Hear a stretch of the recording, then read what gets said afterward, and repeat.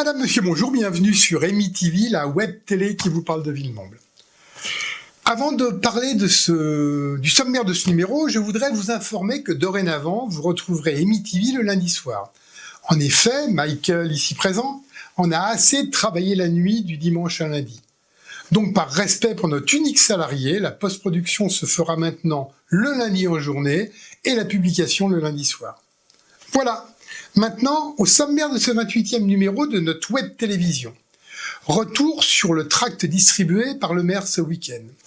Ensuite, réponse de monsieur le préfet concernant la situation d'abandon des habitants des Marnaudes.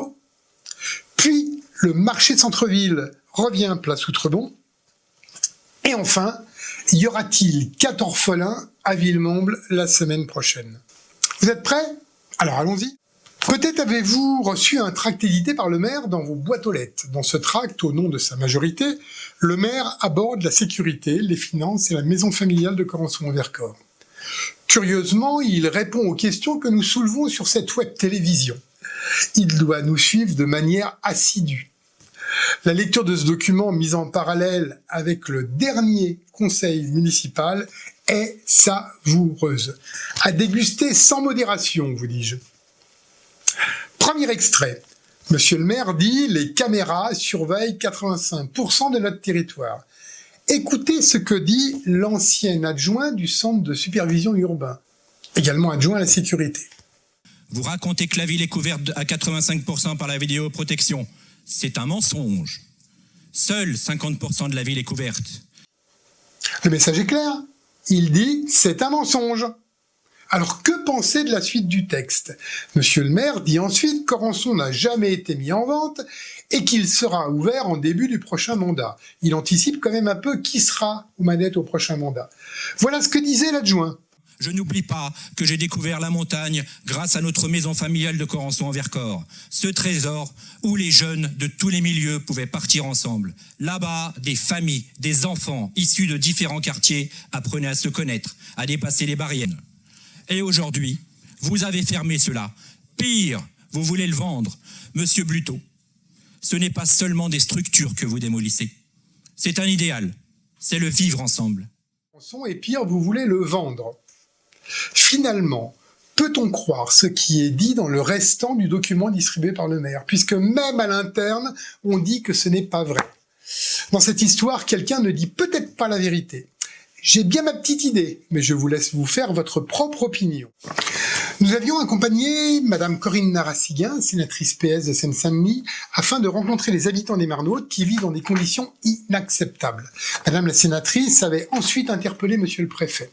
Voici la réponse du préfet. Madame la sénatrice, par courrier en date du 24 septembre, vous avez appelé mon attention sur la situation des locataires de la résidence de la Sablière, gérée par le bailleur social ICF Habitat, et je vous en remercie. Les éléments que vous portez à ma connaissance témoignent d'une situation de dégradation des conditions de vie pour les locataires. La perspective d'une rénovation urbaine, même si elle est programmée, ne saurait justifier ce niveau de détérioration du cadre de vie des habitants. En conséquence, j'ai adressé un courrier au directeur territorial Grand Est ICF Habitat, compétent pour le département de Seine-Saint-Denis, afin de l'informer des faits que vous avez signalés. Vous trouverez le dit courrier en copie, je ne manquerai pas de vous faire part des suites données. En parallèle, j'ai demandé à la déléguée du préfet en charge de la commune de Villemomble de suivre l'évolution de la situation. Vous avez également à l'écran la copie du courrier envoyé au bailleur ICF Habitat. En ce qui nous concerne, nous resterons vigilants sur la situation et les suites qui seront données par le bailleur. Je rappelle que nous avons proposé aux habitants de les accompagner en tant qu'élus s'ils vont voir ICF Habitat. Le projet rénovation va encore durer plusieurs années.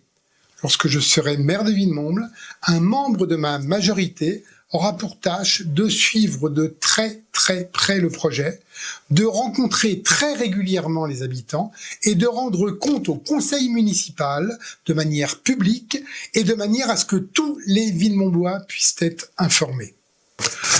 Le marché du centre-ville est revenu place Outrebon. Petite visite sur place ce dimanche avec une interview de Lily Braise, la crêpière, et Jean-Louis, le fleuriste. Bonjour, donc nous sommes marché Outrebon à Villemomble. Le marché Outrebon a quitté la place du château pour revenir à son emplacement original. Bonjour Lily, vous êtes crêpière au marché Outrebon à Villemomble et vous êtes revenu place Outrebon. Qu'est-ce que vous en pensez? C'est magnifique. Super place. Les allées un petit peu étroites. Par contre, le manège, super. Ça amène de la famille, de la convivialité, c'est super. Donc le manège c'est super, ça amène du monde, ça anime un peu. Ah oui, beaucoup. Il faudrait que ce soit permanent. Ça serait bien. Et les clients sont revenus? Tous revenus. Tous. Voilà. C'est vrai que vos crêpes sont très bonnes. Alors n'hésitez pas à venir marché Outrebon pour manger les crêpes à Lily Braise en réalité. Lily Braise. Et je suis devant le stand de Jean-Louis. Jean-Louis qui a des fleurs magnifiques. Là, je fais un petit passage dans les fleurs. Jean-Louis, bonjour à toi Jean-Louis. Bonjour Jean-Marc. Voilà, je voulais te demander, voilà, vous venez de revenir place Outrebon, puisqu'avant vous étiez au château. Qu'est-ce que tu en penses? Je suis hyper content. Hyper content. Je suis hyper content. On revoit nos habitués, c'est notre place. Moi, j'ai un panorama qui est exceptionnel. Non, blague à part. On retrouve nos habitués. C'est plus pratique pour travailler. Je trouve que la place est belle. Je suis ravi. Je suis ravi de pouvoir amener un peu de couleur et d'emmener des fleurs à l'endroit. Voilà. Le manège? Manège magnifique. Pour l'instant, c'est animé. J'espère qu'il va rester un petit peu. Voilà. On a d'ailleurs des petits, pour les enfants, on a des petits tickets à leur offrir pour les clients. Voilà. Eh ben écoute, merci. Ok, merci à toi. Puis et tes fleurs sont toujours aussi belles. Un bisou à ta maman. Ce sera fait. Ce sera fait. À bientôt. Bonjour à tous les Villemontblois. Visiblement, les commerçants apprécient le retour place Outrebon. Tant mieux, tout ce qui va dans le sens du commerce local est une bonne chose. Mais finalement, par rapport à avant, les choses ont-elles vraiment changé? En questionnant les clients attablés chez Lily Braise, ils étaient contents aussi, plus de place et en plus du soleil ce jour-là. Par contre, lorsque nous avons abordé le coût de plus de 3 millions d'euros, ils étaient moins enthousiastes et même surpris. Car finalement, même s'il y aura à terme quelques arbres et une partie de l'avenue de la République piétonnisée, ça c'est une bonne idée, c'est surtout des pavés remplacés par des pavés. On pouvait allouer une partie des 3 millions d'euros à la rénovation de la place, oui, mais sans pour autant faire des dépenses pharaoniques. Et surtout garder le restant pour rénover Corançon, par exemple. Mais pour monsieur le maire et sa première adjointe, le paraître semble plus important que l'intérêt de tous les Villemontblois. Est-ce à cause des élections en mars prochain? Enfin, pour terminer, Zoé et Arthur seront-ils orphelins la semaine prochaine? L'absurdité de la situation.